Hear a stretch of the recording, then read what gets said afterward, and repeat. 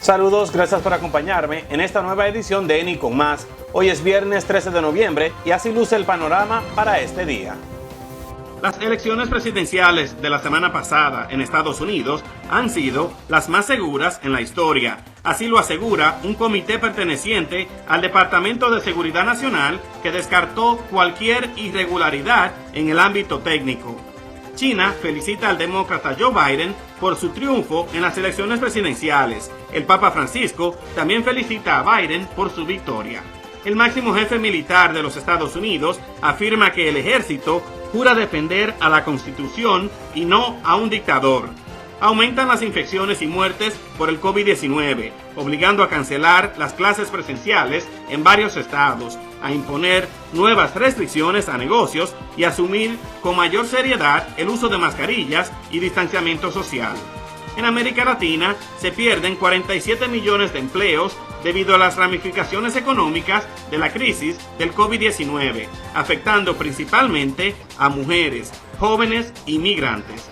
Cortan el árbol que anclará las festividades navideñas en la Gran Manzana. Se trata del árbol de Navidad del Rockefeller Center, el cual es traído desde el norte del estado de Nueva York hasta Manhattan.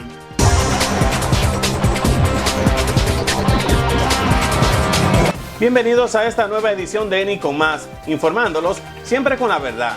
Una coalición de funcionarios estatales y federales no encontró prueba o alguna evidencia de manipulación de votos en las elecciones presidenciales de la semana pasada o de que hayan sido alterados de alguna manera, rechazando así las acusaciones infundadas del presidente Trump y sus simpatizantes de que hubo fraude electoral. Expertos del gobierno y de la industria que coordinaron la seguridad cibernética de los comicios aseguran que las elecciones del pasado 3 de noviembre fueron las más seguras en la historia de los Estados Unidos. Su toma de posición representa el rechazo más contundente a los intentos de Trump de socavar la integridad del proceso electoral. Las declaraciones de la Agencia de Ciberseguridad y Seguridad de Infraestructura, un comité del Departamento de Seguridad Nacional, son similares a las hechas en repetidas ocasiones por expertos electorales y funcionarios estatales, quienes aseguran que las elecciones se realizaron sin mayores contratiempos o irregularidades. Los funcionarios dijeron que no tenían prueba alguna de que algún sistema de votación hubiera eliminado o alterado los votos, o de que haya estado en riesgo de alguna manera, y recurrieron a Twitter para garantizarles a los estadounidenses que la elección fue segura y que sus votos serán contados. Dijeron que todos los estados con resultados cerrados tienen registros en papel, lo que permitirá el recuento de cada boleta si es necesario, así como para la identificación y corrección de cualquier error o equivocación. Donald Trump es una persona vanidosa que no reconoce la derrota. Y de hecho hay reportes dentro de la Casa Blanca que indican que muchas personas están tratando de convencer al presidente de que deje de lado su labor infructuosa de exigir un reconteo cuando ya el margen de victoria para Joe Biden es mucho más amplio, y de señalar que hubo supuestas personas votando que ya han fallecido. Es decir, todas las demandas que ha interpuesto la administración de Donald Trump han sido rechazadas en los estados en donde se quiere hacer.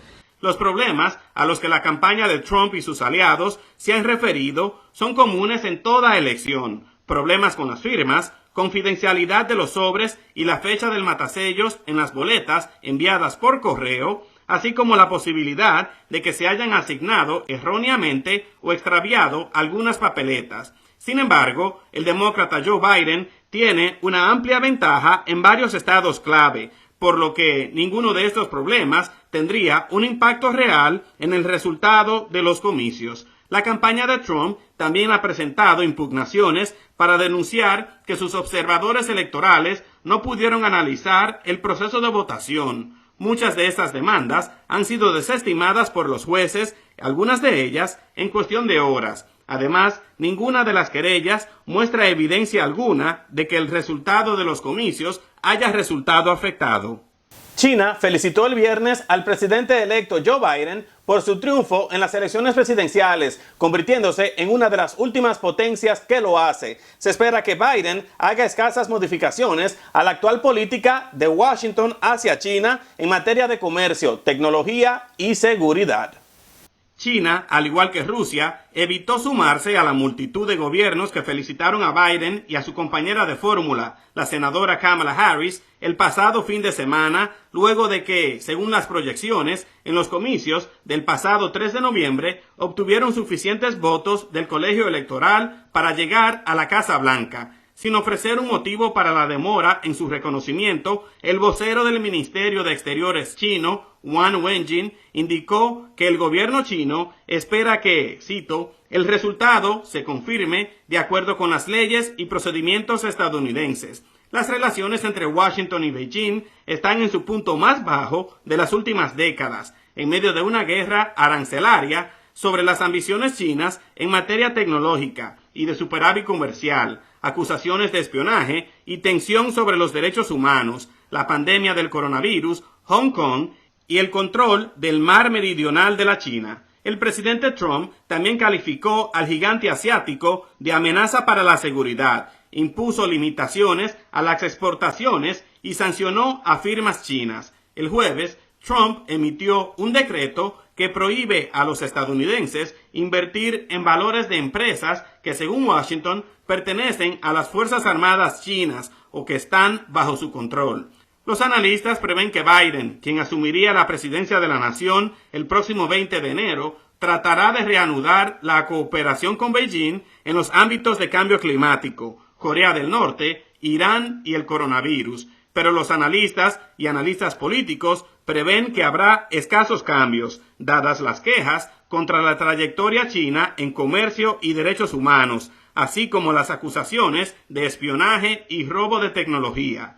Otro que también felicitó a Biden fue el Papa Francisco, quien considera que la contienda presidencial en Estados Unidos ya terminó, aunque algunos obispos católicos en este país se niegan a reconocer la victoria de Biden y alegan que los fieles no deberían apoyarlo porque respalda el derecho al aborto. El presidente electo Biden, un feligrés católico, habló el jueves con el pontífice, pese a que Trump se ha negado a aceptar la derrota, alegando sin evidencia que les robaron los comicios a través de actos masivos de fraude. El equipo de transición del demócrata señaló que Biden le agradeció al Papa Francisco por, cito, extender sus bendiciones y felicitaciones, y le hizo notar el aprecio que le tiene. Biden también elogió el liderazgo del sumo pontífice en promover la paz, la reconciliación y los lazos comunes de la humanidad en todo el mundo. El presidente entrante también dijo que espera trabajar con el Papa en temas como el cambio climático, la pobreza y la inmigración.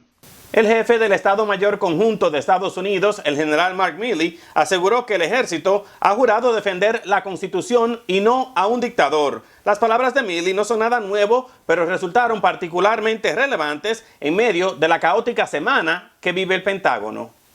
Milley hizo esta declaración un día después de que el presidente Donald Trump despidió al secretario de Defensa, Mark Esper, e instaló a 3 fieles servidores en altos cargos del Pentágono. Los abruptos cambios generaron inquietud acerca de lo que Trump pueda querer hacer en los últimos 2 meses de su gobierno y en torno a una posible politización de un organismo históricamente apolítico. Los comentarios de Milley, pronunciados en momentos en que Trump se niega a admitir su derrota electoral ante Biden, reflejaron su convicción de que la misión de los militares es proteger y defender la Constitución y no para ser usados como herramienta política.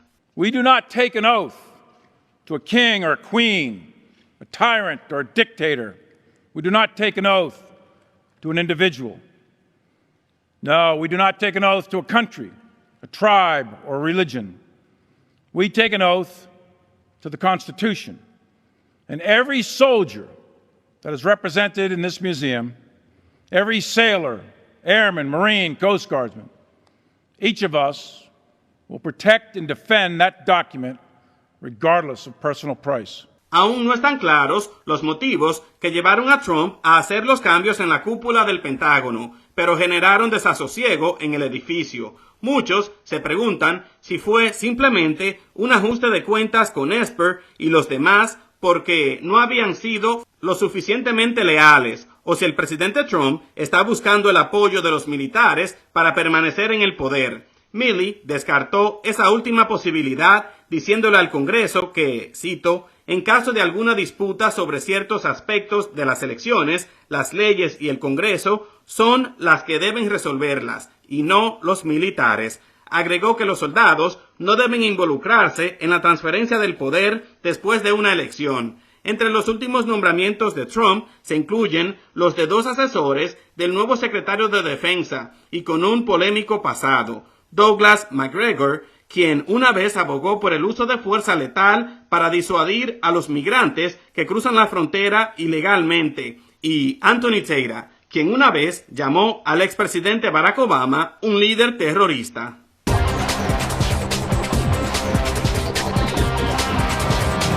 En Estados Unidos aumentan drásticamente los casos de COVID-19. Casi 160,000 contagios se reportaron el jueves en este país y según datos de la Universidad Johns Hopkins, el número de casos confirmados supera los 10,700,000 y el número de muertos es de más de 243,000. El alza en las infecciones y muertes ha provocado que los sistemas escolares en Detroit, Indianápolis, Filadelfia y la zona urbana de Minneapolis estén cancelando las clases presenciales, y lo mismo ocurriría en Nueva York a partir del lunes ante este incremento. Algunos gobernadores, además, están imponiendo de nuevo estrictas restricciones a negocios de servicios no esenciales, como bares, restaurantes y gimnasios, y asumiendo con mayor seriedad las órdenes de distanciamiento social y el uso de mascarillas. En varios estados, la crisis se ha profundizado en los hospitales. En Dakota del Norte, los médicos y enfermeros se han visto obligados a seguir trabajando aunque den positivo al COVID-19, pero sin síntomas, mientras que en Idaho, algunas clínicas tienen dificultades para atender las numerosas llamadas telefónicas de pacientes. En tanto, uno de los sistemas de hospitales más grandes de Utah está ocupando a casi 200 enfermeras itinerantes, algunas procedentes de la ciudad de Nueva York. En momentos en que la enfermedad arrasa por todos los Estados Unidos, el presidente Donald Trump se ha desatendido públicamente de la lucha contra el coronavirus. A pesar de que el aumento vertiginoso de nuevos casos está a punto de agotar la capacidad de las unidades de cuidados intensivos en algunos estados, los colaboradores dicen que Trump demuestra escaso interés por la crisis creciente. Informes indican que tras su derrota electoral, Trump está furioso porque el anuncio sobre los avances en la creación de una vacuna contra el COVID-19 se hizo después de los comicios. Expertos médicos temen que la negativa del mandatario a tomar medidas enérgicas contra la pandemia y a colaborar con el equipo de transición de Biden podrían agravar los efectos del virus y serían un obstáculo para la rápida distribución de la vacuna el próximo año. El silencio del presidente Trump se produce en momentos en que varios funcionarios de la Casa Blanca y del equipo de campaña del mandatario han dado positivo al coronavirus en los últimos días, entre ellos el jefe de su gabinete, Mark Meadows, y su asesor de campaña. La crisis del COVID-19 ha traído consigo graves secuelas económicas y estas ramificaciones han impactado mayormente a América Latina y el Caribe, donde, según la Comisión Económica CEPAL, la crisis sanitaria causó la pérdida de más de 47 millones de empleos y los más afectados son las mujeres, los jóvenes y los inmigrantes. Según un informe de la Comisión Económica para América Latina y el Caribe, CEPAL, la crisis derivada del COVID-19 provocará la peor contracción del Producto Interno Bruto de la historia de América Latina y el Caribe, estimada en un 9,1% para 2020, lo que seguirá teniendo profundas consecuencias sociales y laborales, a lo que se suman los efectos de las cuarentenas que se reflejan en los mercados laborales de la región. El documento de CEPAL añade que el desempleo o los menores ingresos han deteriorado la calidad de vida y en muchos casos ha conducido a un mayor endeudamiento, lo que, cito, ralentizará la reactivación económica a causa de la debilidad de la demanda de consumo.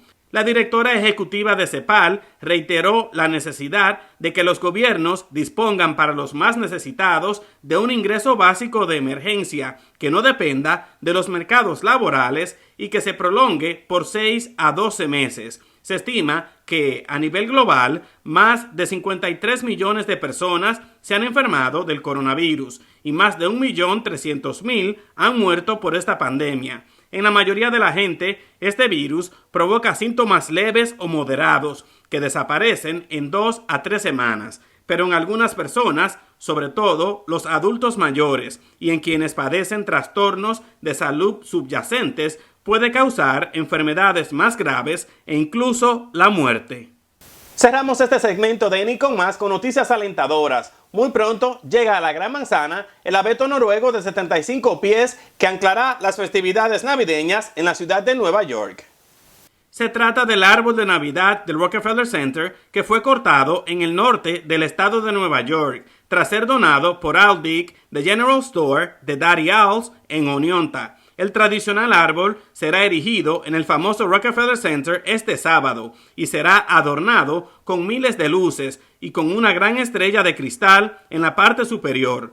Debido a la crisis del COVID-19, la popular ceremonia de iluminación del árbol de Navidad, programada para el 2 de diciembre, se hará por televisión, pero aún no se han dado a conocer los detalles sobre cómo se organizará la entrada o la asistencia del público al área donde se instalará el árbol en las afueras del Rockefeller Center una vez que esté iluminado. La crisis del nuevo coronavirus también ha causado cambios en otras celebraciones, como el desfile de Thanksgiving de Macy's y la masiva fiesta de Año Nuevo en Times Square, dos de las más famosas celebraciones de la Gran Manzana durante la temporada navideña, que no se realizarán como de costumbre para evitar la aglomeración de personas en las calles y la llegada de miles de turistas a la ciudad a fin de prevenir la propagación del virus. Así terminamos esta edición de Eni con Más, deseándoles a todos muy buenas noches, gracias por su tiempo y su confianza. Los invito a que me sigan en todas las redes sociales. No se olviden de inscribirse a este canal de YouTube, de darle like a este video y de compartirlo. Más noticias, el lunes los espera Eni con Más. Muy buen fin de semana.